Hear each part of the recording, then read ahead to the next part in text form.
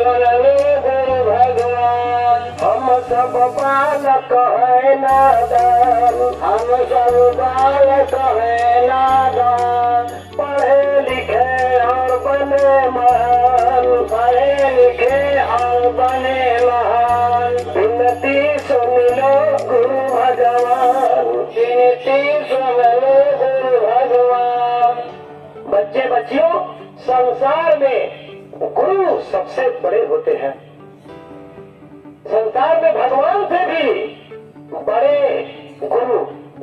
अच्छा, आप किताब में पढ़ते हो, गुरु गोविंद गौ खड़ो काके लागो पाओ, बलिहारी गुरु आपने और गोविंद दियो। तो भगवान ने गुरु को बड़ा कहा है, तो हम इंसान को भी गुरु को बड़ा मानना है। तो अच्छा बताओ, कितने बच्चे ऐसे हैं जो घर से जब स्कूल आते हैं तो अपने मम्मी पापा का पैर छू कर प्रणाम करते हैं?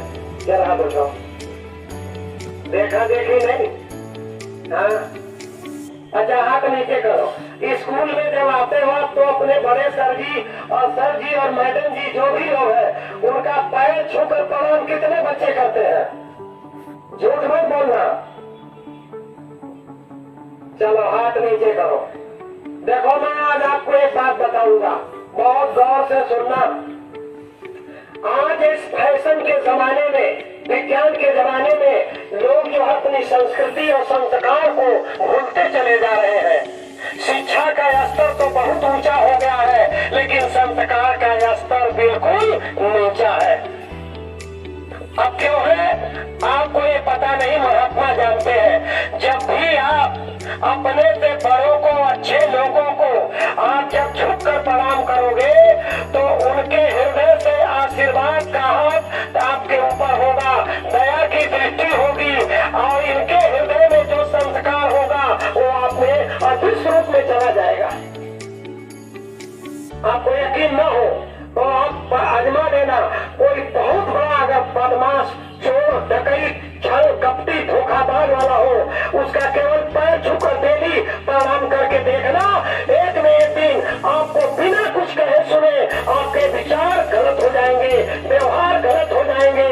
जब अच्छे लोगों के पैर झुककर प्रणाम करोगे तो उनके हृदय से और आशीर्वाद जो मिलेगा वो आप बहुत अच्छे हो जाओगे, बहुत अच्छे हो जाओगे, संस्कारी हो जाओगे। तो झुक कर प्रणाम करना। कैसे करना?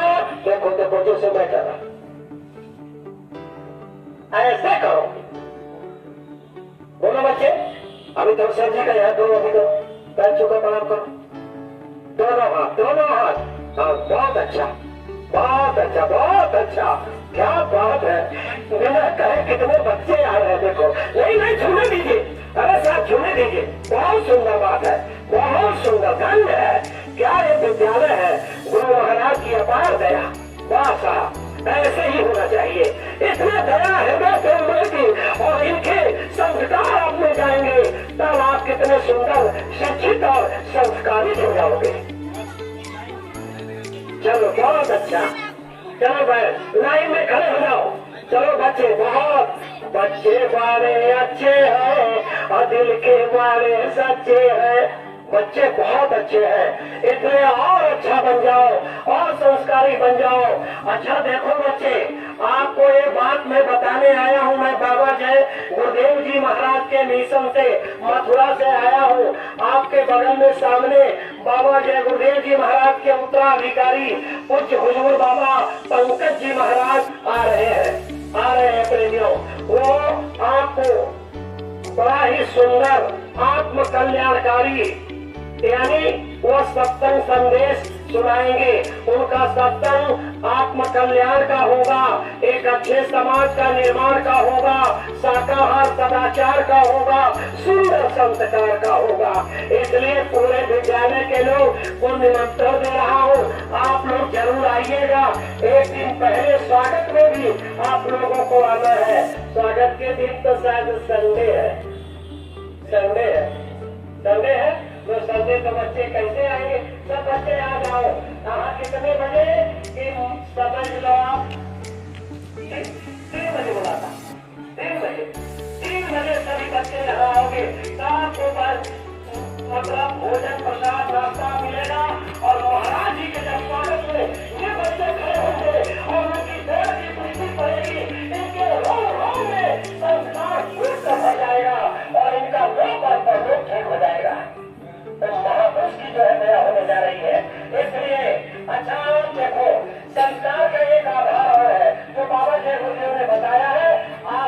बड़े गौर से सुनो। बोलो बच्चे, मरचा खाते हो कैसा लगता है? कैसा लगता है? कड़वा। अच्छा, मिठाई खाते हो कैसा लगता है? खटाई खाते हो कैसा लगता है? बस इतनी बात विचार करो कि जब मरचा खाने से मरचापन का असर आता है, खटाई खाने से खटाईयापन का असर आता है, मिठाई खाने से मिठाईयापन का असर आता है, तो आज समाज में पशुओं का मांस खाने से पशुआपन आएगा कि नहीं आएगा? आएगा कि नहीं आएगा? यह बात को विचार करो। इसीलिए महात्मा बाबा जयदेव ने देश और दुनिया में ऐलान किया हर इंसानों के लिए कि आप लोग मांस मत खाना। होगा क्या? होगा क्या मांस खाने से? अभी आप दो बात में बताऊंगा। बात तो बहुत है, लेकिन आप विचार करना। देखो, अगर पशु का मांस खाओगे तो पशुओं में लाज नहीं होता है, पशुओं में विवेक नहीं होता है। पशु का मांस खाओगे, पशु का खून अपने खून में मिलाओगे तो आदमी के अंदर से विवेक भी खत्म और लाज भी खत्म। और जिस इंसान के अंदर से लाज और विवेक खत्म हो जाए, वह इंसान कितना शिक्षित हो फिर भी वो पशु के समान है। पशु के समान है। लाज न हो और विवेक न हो तो पशु के समान। तो आप पढ़ाई कर रहे हो, आपके अंदर मानवीय शब्द होने चाहिए। मानवीय शब्द कहाँ से आएगा? ये विद्यालय में तो शिक्षा का आपको दान मिलता है, शिक्षा देते हैं सर जी लोग, लेकिन संस्कार और विवेक जो है संत महात्माओं के सानिध्य में सत्संग में जाने से मिलेगा। विवेक और कहीं नहीं मिलेगा। आप समझ लो, कहने का मतलब क्या है प्रेमियों, बच्चे बच्चियों, कि विवेक से क्या काम होता है और बुद्धि से। आप विद्यालय में पढ़ते हो तो बुद्धिमान बन सकते हो, यानी प्रखर बुद्धिमान बन सकते हो, लेकिन विवेकवान नहीं बन पाओगे। विवेकवान कब बनोगे?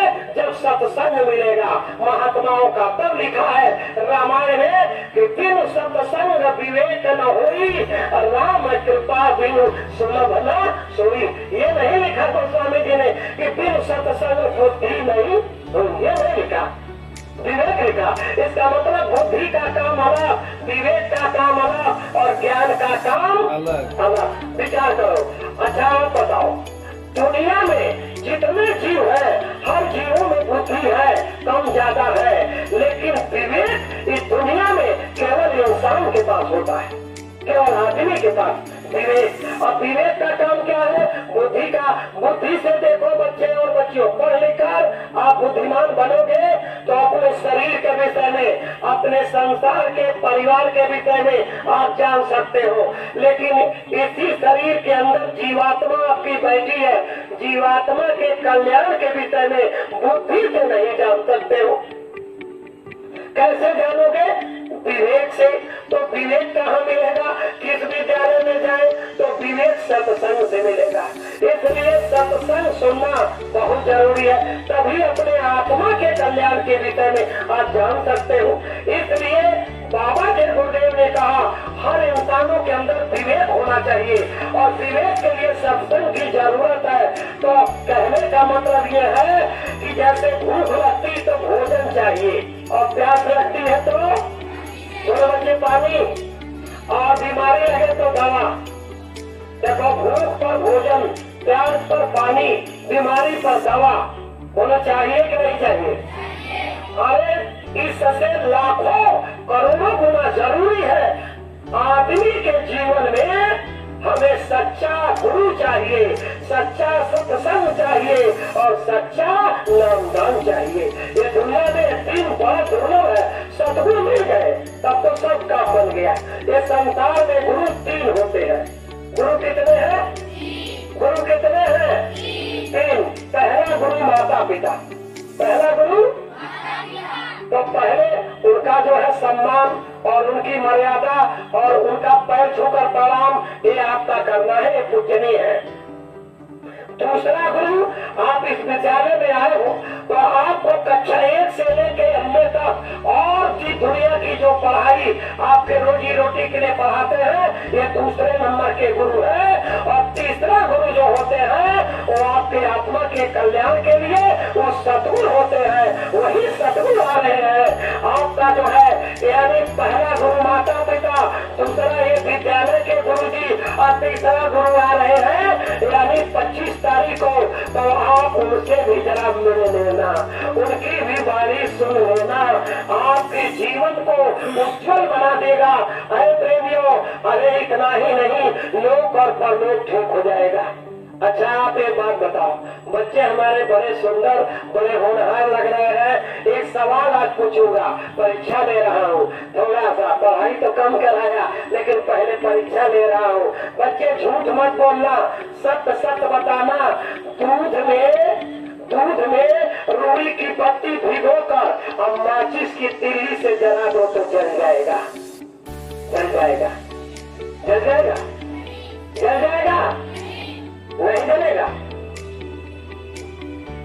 अच्छा चलो उसी दूध की दही जमा दो, दही, और दही जमा कर रुई की मोटी पत्ती बनाकर और उसी दही में भिगो दो, पूरा लपेट दो और तब जलाओ, तब जल जाएगा। नहीं जलेगा। क्या सुंदर बच्चे हैं भाई, बहुत सुंदर बात है। दही में लपेटने पर भी नहीं जलेगा।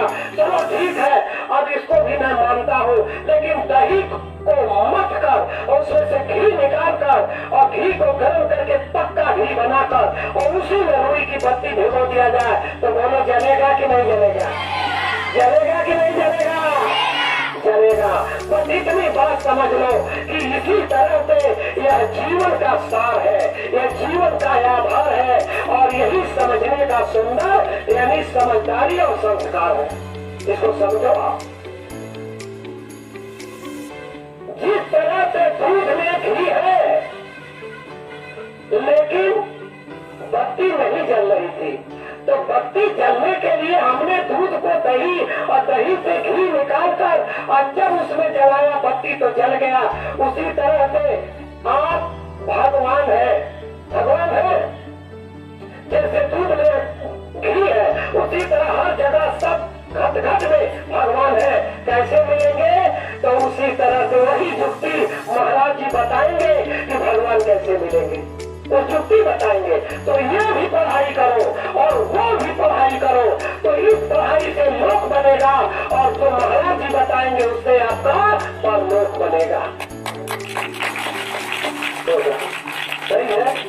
और सुनो बच्चे और बच्चियों, ये धन्य विद्यालय है और धन्य हमारे भगवान जी है कि ऐसे विद्यालय के बच्चों को इतनी सुंदर बात जो सुनने का अवसर मिला, इन्होंने अवसर दिया। देखो ऐ बच्चे और बच्चियों, जब घर पे आना तो मम्मी पापा का पैर छूकर आना। सर जी और मैडम जी जो लोग हैं, दाई है, उनका पैर छूकर प्रणाम करना। इसमें आपका बहुत बड़ा लाभ होने जा रहा।